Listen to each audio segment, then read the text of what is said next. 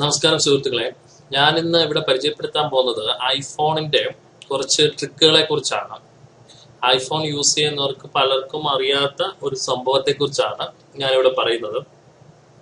First ഞാനിവിടെ പറയാൻ പോകുന്നത്, നമ്മൾ ഈ സെൻട്രൽ ബട്ടൺ യൂസ് ചെയ്യുന്നതിന് പകരം സാധാരണ ഐഫോണിൽ സെറ്റിംഗ്സിൽ അസർട്ടീവ് ടച്ച് ജനറലില് ആക്സസിബിലിറ്റി ചെന്ന് കഴിഞ്ഞാൽ നമ്മൾ ചിലത് യൂസ് ചെയ്യാറുണ്ട്. അസർട്ടീവ് ടച്ച് അത് ഓൺ ആക്കി കഴിഞ്ഞാൽ ഇങ്ങനൊരു ഐക്കൺ വരും.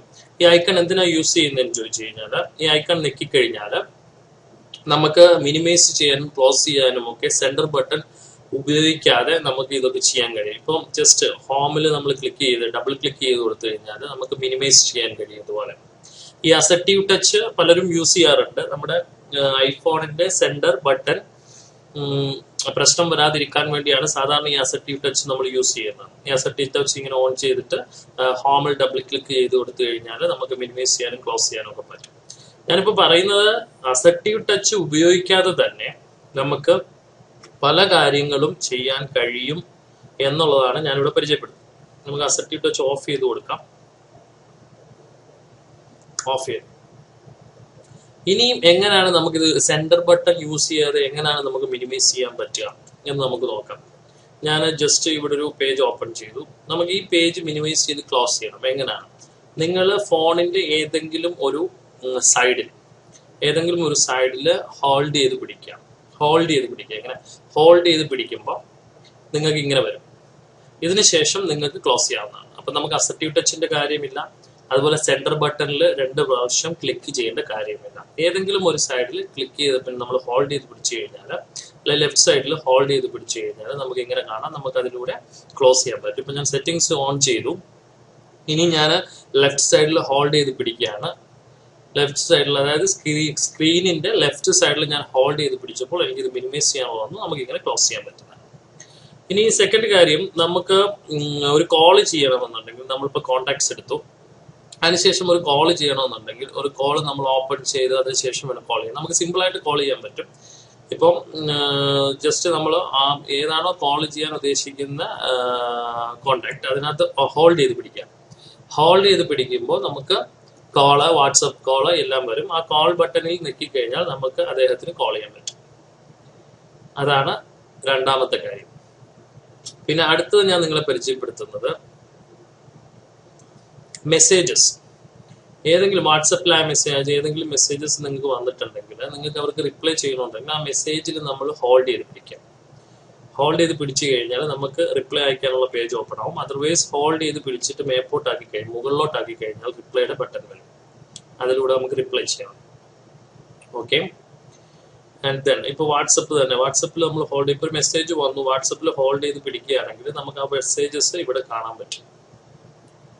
ഓക്കെ, ആ മെസ്സേജ് ഇവിടെ കാണാൻ പറ്റും. അത് ന്യൂ ചാറ്റ്, ആ മെസ്സേജിന് റിപ്ലൈ കൊടുക്കാൻ നമുക്ക് പറ്റും. ഓക്കെ, അതേപോലെ തന്നെ മെസ്സേജ് ഹോൾഡ് ചെയ്ത് പിടിക്കുകയാണ്. ന്യൂ മെസ്സേജസ് നിങ്ങൾക്ക് ഇൻബോക്സിൽ വന്നിട്ടുണ്ടെങ്കിലും അതും ഈ ഹോൾഡ് ചെയ്ത് പിടിക്കുന്ന സമയത്ത് കാണാൻ സാധിക്കും. ഓക്കെ. ആൻഡ് അടുത്തത് ഗൈഡൻ ആക്സസ് എന്ന് പറഞ്ഞൊരു ഓപ്ഷനാണ്. അത് എന്താണെന്ന് വെച്ച് കഴിഞ്ഞാൽ, ഞാനിപ്പോ അത് ഞാൻ കാണിച്ചു തരാം. ജനറലിൽ ചെന്ന് കഴിഞ്ഞാൽ ആക്സസിബിലിറ്റിയിൽ നിങ്ങൾ സെർച്ച് ചെയ്ത് കഴിഞ്ഞാൽ നിങ്ങൾക്ക് കാണാൻ സാധിക്കും ഗൈഡഡ് ആക്സസ്. ഈ ഗൈഡഡ് ആക്സസ് നിങ്ങൾ ഓൺ ചെയ്തിട്ട് കഴിഞ്ഞാൽ എന്താ പ്രയോജനം എന്ന് വെച്ചാൽ, നിങ്ങളിപ്പോൾ വേറൊരാൾക്ക് ഒരു ഫോൺ കൊടുക്കുകയാണ്, എന്തെങ്കിലും ഓപ്പൺ ചെയ്തിട്ട്, ഈവൻ ഒരു പേജ് ഓപ്പൺ ചെയ്തിട്ട് നിങ്ങൾ കൊടുത്തു കഴിഞ്ഞാൽ ആ പേജ് മാത്രമേ അവർക്ക് ആക്സസ് ചെയ്യാൻ പറ്റത്തുള്ളൂ. അവർക്ക് നിങ്ങളുടെ പാസ്വേഡ് അടിക്കാതെ അല്ലെങ്കിൽ നിങ്ങളുടെ ഫിംഗർ ടച്ച് ഇല്ലാതെ മറ്റുള്ള ഒരു പേജിലേക്ക് പോകാൻ പറ്റത്തില്ല. അതിനുള്ളൊരു എക്സാമ്പിൾ ഞാൻ കാണിച്ചു തരാം. ഞാനിപ്പോൾ ഇവിടെ ഓപ്പൺ ചെയ്തു, ഒരു കോണ്ടാക്ട്സ് ഓപ്പൺ ചെയ്തിട്ട് ഗൈഡഡ് ആക്സസ് ഓൺ ചെയ്തവർ നമ്മുടെ സെന്റർ ബട്ടണിൽ 3 പ്രാവശ്യം ക്ലിക്ക് ചെയ്യണം. 1 2 3.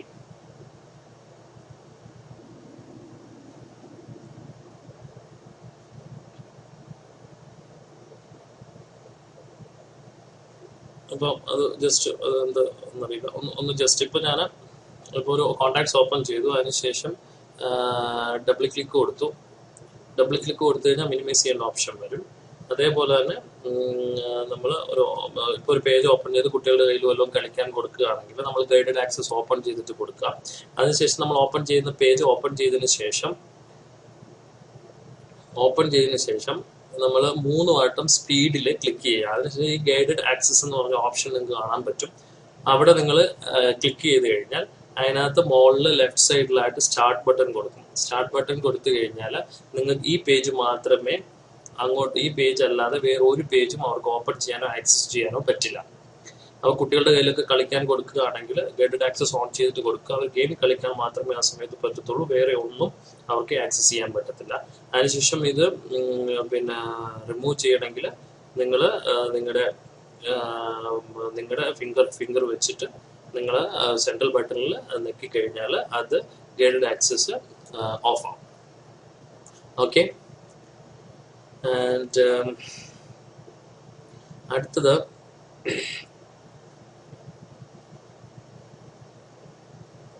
പറയാനുള്ളത്